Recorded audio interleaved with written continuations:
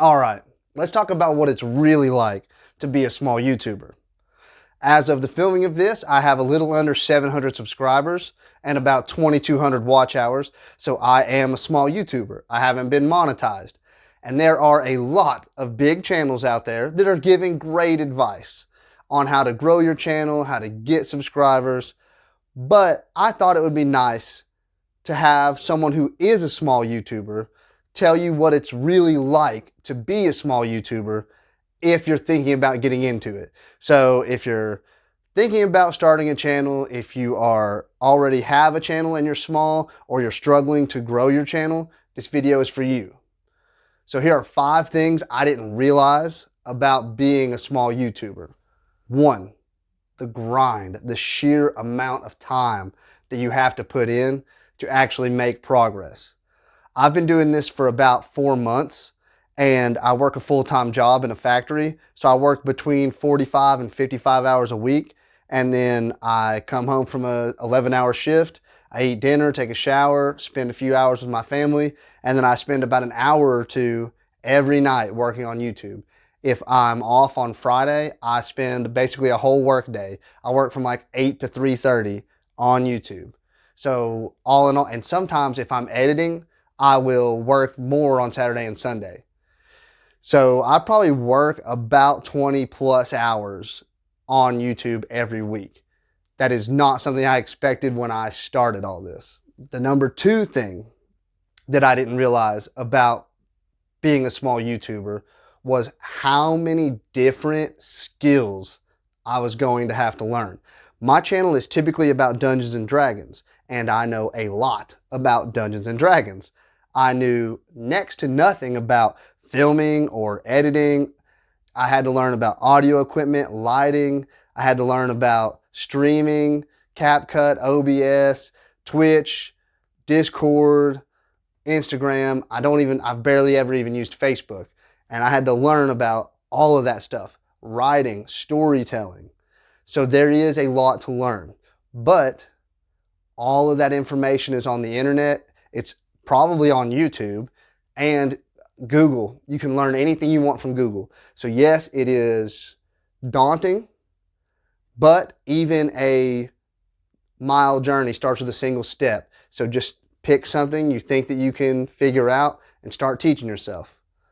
Luckily, my wife helps me with some of the Facebook and Discord stuff, but 95% of this I've had to do myself, and if I can learn it, you guys can learn it, I promise. The number 3 thing that I wasn't ready for was the negative feedback.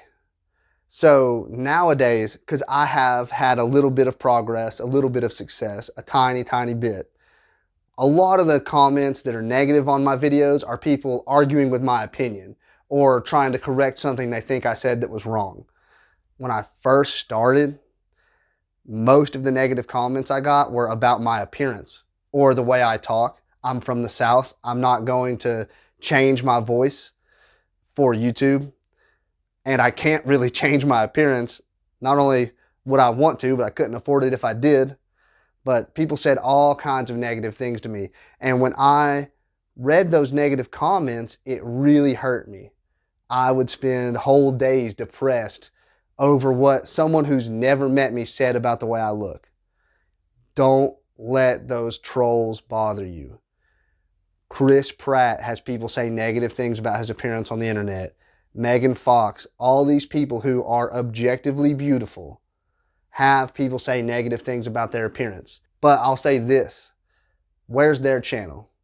Are they brave enough to put themselves out there? No, you are. So forget what those people say, build up your thick skin.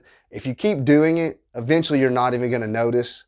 But don't let those people saying those negative things bother you. There's nothing wrong with the way you look at all. Everybody was made just the way they were supposed to be. The number 4 thing that I didn't expect was when I had a video do well, I had no idea why or how to replicate it. My best video to date, I sat down, filmed for like 8.5 minutes, edited out the motion of me turning the camera on and off, and posted it. No fancy cuts, no audio, no B footage, nothing. Just me talking for 8.5 minutes, posted. By far my best video. And I stressed and strained trying to replicate whatever it was that people liked about that video. I said to my wife that making YouTube content is like building a Lego set with a blindfold and oven mitts on, because you can kind of feel you're sort of making something, but you have no idea whether it's good or not until other people tell you. And if they do, how the heck are you supposed to repeat it? So yes, if you have success, you're gonna want to try to replicate that, but don't beat yourself up too bad if you don't really know why something was successful. And the fifth thing that I didn't expect being a small YouTuber has happened recently. Now that I've had a little bit of success and I've gone around to some Renaissance fairs locally to try and promote my channel, people have started to recognize me. I saw an opportunity on Facebook and I wrote a short story, and I was lucky enough to get that story chosen to be published. So I'm getting my name out there. I'm starting to have some success. What I didn't expect was when these people started coming to me, wanting me to get involved in their projects, wanting me to film promos for their Ren Fair, things of that nature, how scared I was going to be. I'm scared that I'm not good enough. I'm scared that I'll get the opportunity and I'll blow it because I don't have what it takes. Don't let yourself feel that way. The people that like your videos, the people that want you involved in their projects, they've seen what you have to offer. And yes, they may be looking at you on your best day because they're ignoring the 50 videos you made that nobody watched. They're just looking at the one you made that everybody loved. But you're the one who made that content. You're the one who wrote that script. You're the one who filmed it. You're the one who edited it. So you have it in there. You have that spark. You have that special thing. So don't be afraid that you can't conjure it up when you need it, because you'll be able to. There is a light at the end of the tunnel. If you keep working, you keep filming, you keep putting content out there, you will eventually make it. The only difference between people who succeeded and people who failed is that the people who failed quit trying before they got there, and the people who succeeded just kept going no matter the setbacks. I filmed the other day for like 3 hours and then realized that I did not have any sound. You're gonna have setbacks, you're gonna have failures, but as long as you learn, as long as you hone your craft, as long as you keep progressing and keep pushing and you don't give up, you're gonna make it. We, small creators, will make it. I believe in us. Thanks, guys.